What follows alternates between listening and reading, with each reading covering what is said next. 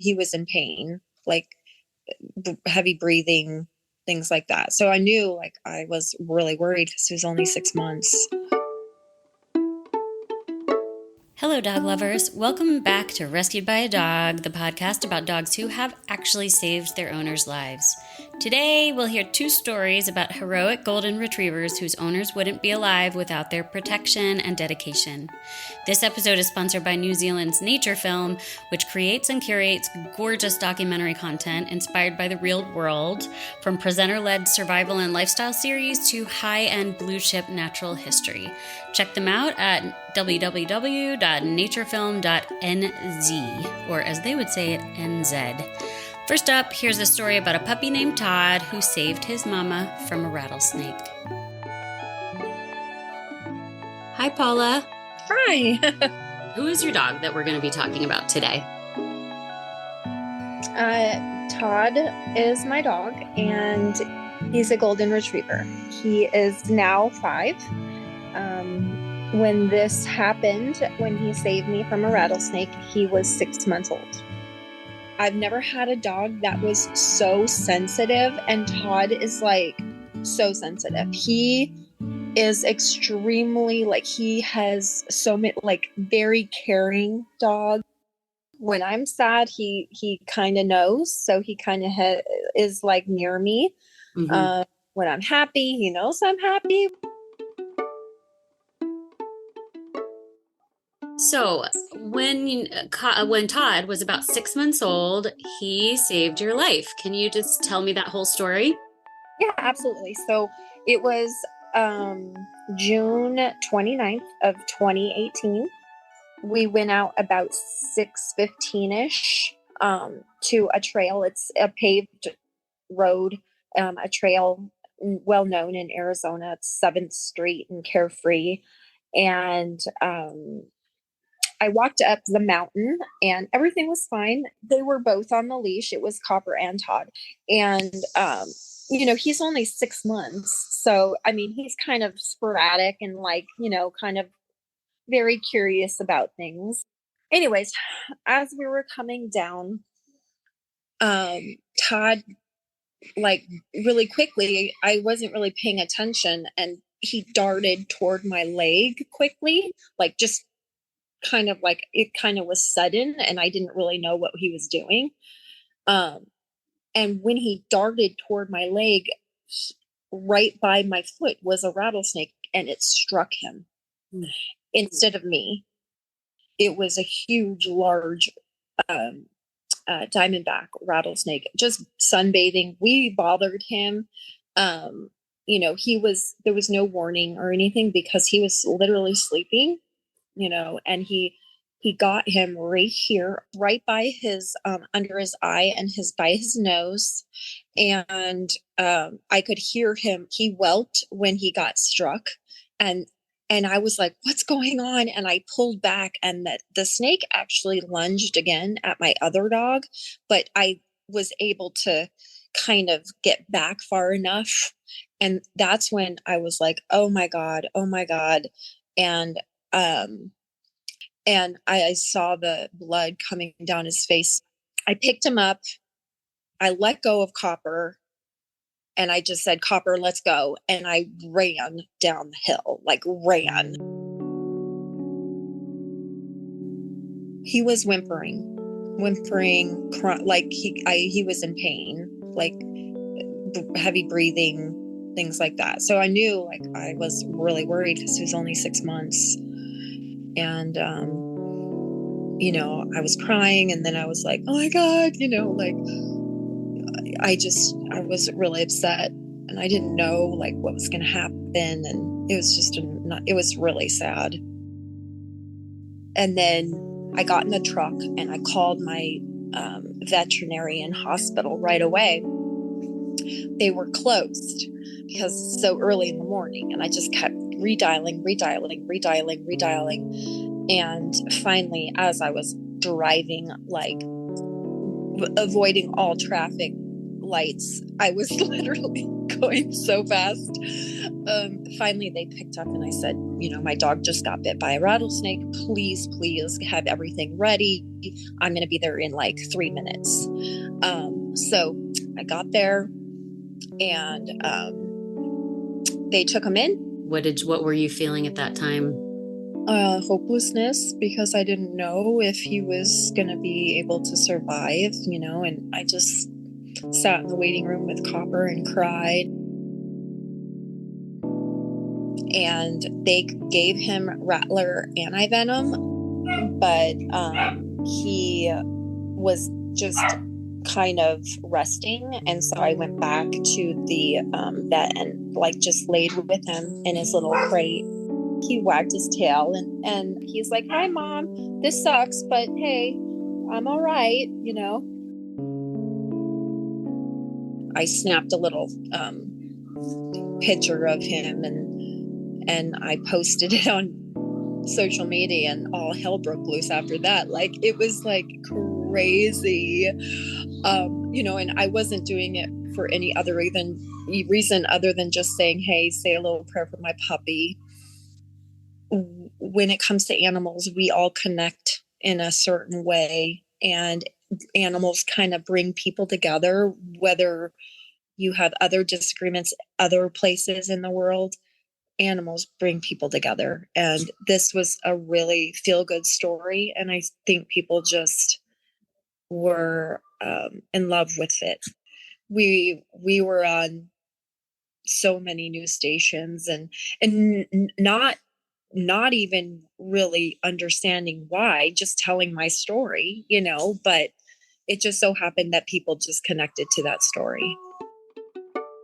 My friends had mentioned to me that we should get a GoFundMe for Todd, and I was very against it because I felt he's my dog, he's my responsibility. And where I lived, I was known to be positive Paula, and a lot of people sort of didn't like my positivity in life. People, can say mean things about people that are positive, and so I didn't want them to give them another reason to kind of dig at me. And so I was like, no, I don't want to do a GoFundMe or anything like that. It's just, he's my responsibility. But what if we do a GoFundMe in his honor? So we raised over $6,000 for Anthem Pets and Rescue. If Todd could understand human English, what would you like to say to him? Thank you for being my hero. Yeah. Hi, listeners. I don't know about you, but I love Positive Paula. Now we'll hear about another golden retriever named Paris, who saves her best friend Austin every day. This is Austin's mother, Erica. So this dog, her name is Paris. She's a very cream-colored golden retriever. And she is my son Austin's service dog. So Austin, a little bit about him and his background. He was born with 2 really rare brain malformations. And the most interesting part is usually you get one or the other. He is the only case where his doctors are familiar, at least, where he's got both in one brain. So he's very, very unique. He does have a slight intellectual disability, a significant speech delay, and the most scary side effect, I guess, of his malformations is refractory epilepsy, which really basically means difficult to control. So he has a significant seizure disorder, and he can have just about any seizure type. So most people who aren't familiar with epilepsy think of seizures like you might see in the movies, where it's, whole body shaking and such. But there are lots of different types of seizures.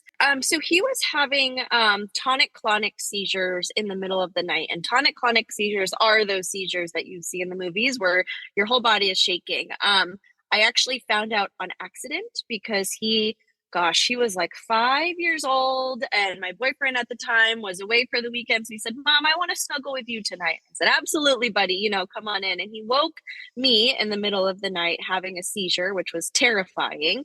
So his body is very rigid and shaking, and he more or less like blacks out. Austin, some people with epilepsy can remember what's happening in their seizures, but Austin does not. And from that point forward, I was afraid to let him go to sleep in his own room, in his own bed, and like really out of my sight. As a mom, it's a very scary thing. In the middle of the night, he'd be asleep, he'd seize. Possibly need, there's a kind of medication that I can administer if the seizure doesn't stop on its own after 3 to 5 minutes. Sometimes he'd need it, sometimes it would stop on its own, but it was really unpredictable. We couldn't nail down like when they were going to occur. We couldn't, have any sort of inclination about like what kind of activity might produce a seizure. It just kind of happened when it happened with no rhyme or reason. For a long time there, we were almost housebound, not really getting out of bed because, with seizures, it's the seizure, but then it's the post-ictal effects from a seizure where you're drowsy and tired and irritable and cranky. And, there's no way to really push through any of that. You just really have to sleep. I was afraid to let him go to sleep in his own room, in his own bed, and like really out of my sight. As a mom, it's a very scary thing. There's a couple of risks. So with prolonged seizure activity, whether it's, that big tonic-clonic or even, they're called clusters where you have like small seizure after small seizure in a period of time. But the risk is, brain damage, whether it's temporary or permanent, or even death. And with epilepsy as well, there's this phenomenon. It's called, short term is SUDEP. It's sudden unexpected death with epilepsy. And it happens when an epileptic patient just kind of like goes to bed and doesn't wake up the next day. It's not a seizure in the middle of the night most times, but it's just kind of an end of life sort of risk. So we needed a little bit of help kind of understanding his seizure disorder. I started doing some research on dogs that could do scent work, and I was pleasantly surprised that dogs actually can detect the scent of a seizure before it happens. And I'm like, holy cow, we need this in our life. And we sought out a seizure alert and seizure response service dog. So we found an organization that specialized in service dogs for children, and we filled out a bunch of paperwork. Basically, they chose the dog that would best suit us. We raised our commitment, which was about $15,000 at the time. He was in kindergarten when we started fundraising, and he was in first grade when we finally got placed with her. How would they have trained Paris? Yeah, with actual seizure scent. So I would send a t-shirt that Austin was wearing during a seizure, overnight it, and they would actually use that t-shirt to do some scent discrimination work. So by the time that Austin met Paris, she already knew what his normal smell was, and she already knew what his seizure smell was, and she already could tell the difference between the two. So these two, from literally the jump, have had a really great relationship. They bonded instantly.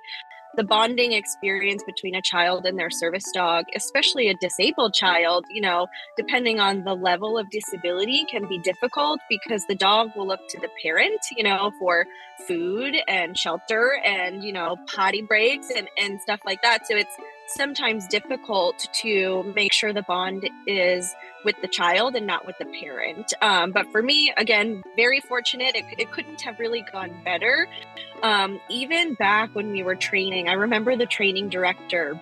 At one point, we were in the mall, doing some public work, and Austin and Paris were just like cuddling on the floor, which, maybe was a little bit gross, but this was prior to COVID. And, he came over and he said, so I see bonding is going quite well. And then it kind of hit me like, oh yeah, like it is going quite well. And, we really hadn't had any hiccups.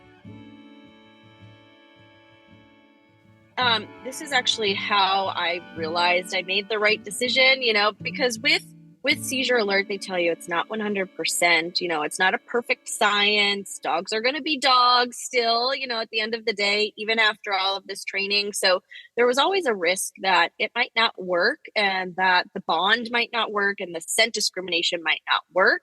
And we'd have to go back and basically go through the whole process a second time. So it was risky. But for us, we actually had the opposite happen. We thought Austin was having 1 or 2 tonic-clonic seizures a month when we brought her home. But we brought her home and she was like adamant that, more seizures were there. She was alerting all of the time. And I went to his neurologist and epileptologist and I said, something's going on or this dog's a little bit wacky, And so we've got to find out if she's telling us about something. And it turned out that she was. So we brought her home in November of 2014. In May of 2015, we went into the hospital. We had a video EEG to monitor Austin's seizure activity. And it turned out that he was having near constant seizure activity. Many of the seizures were subclinical, so they were the kinds that you can't actually see with the naked eye.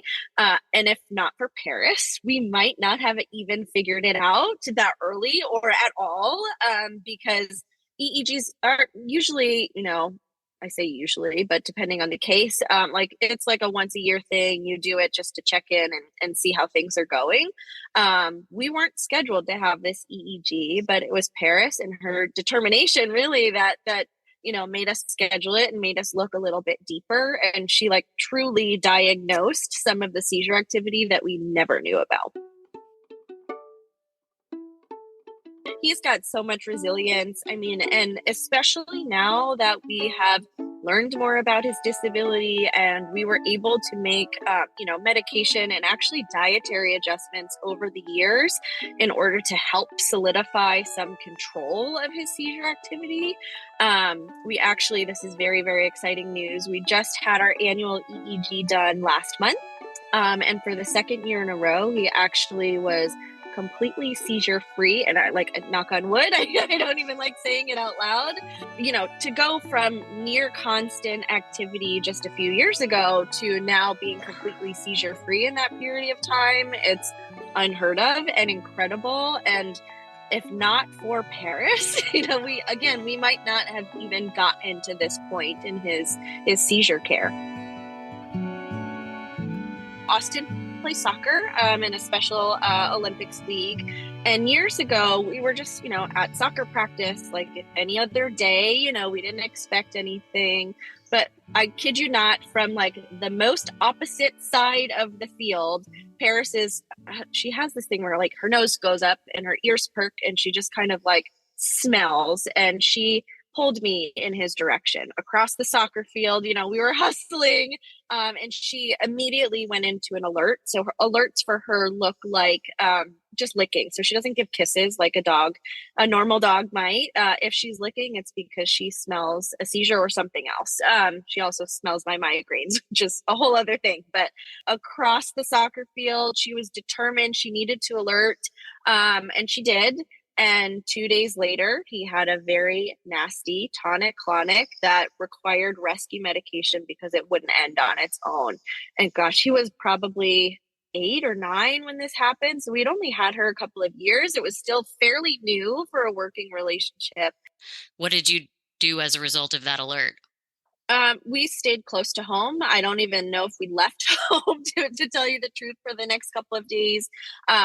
Until that point, we knew that her alerts were pretty far in advance. They were usually a day or so early. So it gives us lots of time to prepare. He didn't sleep in his own bed. Mom was he's got a monitor in his room. Mom was on the monitor. Mom wasn't really sleeping, but we were prepared and we knew that something was coming. And in addition to, making sure that he was safe and had the medication that he needed and the support, because she also will lay on him and provide deep body pressure, like a weighted blanket sort of thing, during a long, prolonged seizure. And it actually is a miracle in its own way, usually brings him out of them without medication, which is just insane. But because we knew the seizure was coming, we were able to get the materials that we needed to provide his seizure sent to the training organization to help other seizure alert dogs, get trained with what a seizure smell might smell like. So it was twofold. She saved his life and possibly helped somebody else or another dog, save their child's life as well. Does she freak out when it's happening? What does she do? She barks. So she doesn't bark again. Like, she doesn't bark at the mailman. She doesn't bark when people walk by the house. Her bark means, Mom, something's happening. Get in here and see this. So she barks to alert to me, and then she'll lay on him when I tell her it's safe and she's okay. And, you got to position him on his side and such. So she'll lay on him and try to help him come out of that seizure. Honestly, it's most other times, except for this one time, she has helped him come out of his tonic-clonic seizures. So she'll lay on him and, like, within seconds, again, it's like miracle level wizardry, but within seconds, his body will stop shaking and he'll slowly come to, and he'll just kind of like look around, not sure what's really happening, but he's always got his best friend there, and he usually pets her until he's able to, formulate sentences and get a little bit back to baseline. He has not needed rescue medication since 5th grade. He's in 9th grade now. So it's been several years where, like, she's not only our security blanket, but she is our go-to and our non-medical intervention if the worst case scenario happens. Mm-hmm. Is he happy to see her when he comes to and she's the first thing he sees? Always. I mean, they are very rarely separated. And even like when she went to the groomer last week, it's always like a reunion. They're so, like, it's like the movies where, you see two people who love each other running toward each other in slow motion. It's like that for both of them. So it's really beautiful. They spoon together, at night when they're falling asleep or if they're taking a nap. We're actually planning her retirement because she's getting up there in age. She'll be 9 in a couple of weeks. When we got her, she was just under a year. She was 11 months. She'll retire as our family pet. We are just so grateful. She has helped Austin mature enormously. And because of her, he's going to be able to live at least a semi-independent, but likely an independent life someday. I was afraid to go to bed and miss a seizure. So I can sleep, without Austin in my bed, and I can sleep through the night. Kind of helped me feel like a typical teenage parent, because I may not have ever felt that without her. I probably would be stuck in some level of, post-traumatic stress.